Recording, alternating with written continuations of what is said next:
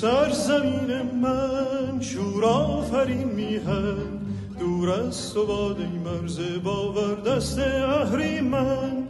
ای خاک مهرایی آیینه ایمان، ای در پناه لطف یزدان جاویدان ایران.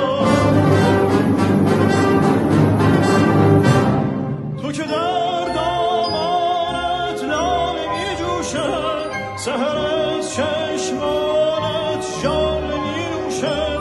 وطنم ای دلها جمله مجنونت، مست و شیدا کوه و صحرا دشت و هامونت. ای سرزمین من شور آفرین میهن، دور است و باد ای مرز باور دست اهریمن.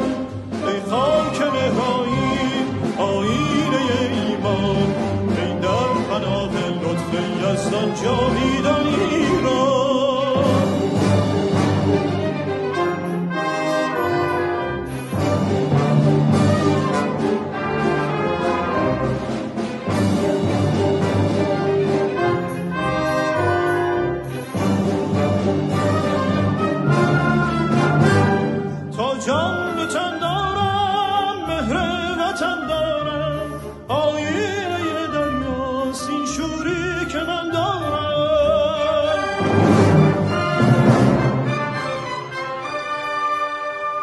در جان تو جاری آواز بیداری، با آسمان عهد و پیمان دیرینه داری.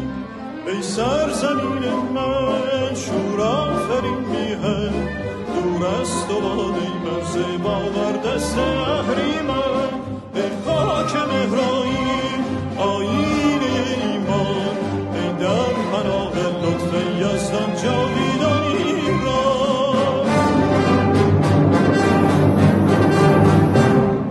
که در دامانت ژاله می نوشد، سحر از چشمانت لاله می جوشد.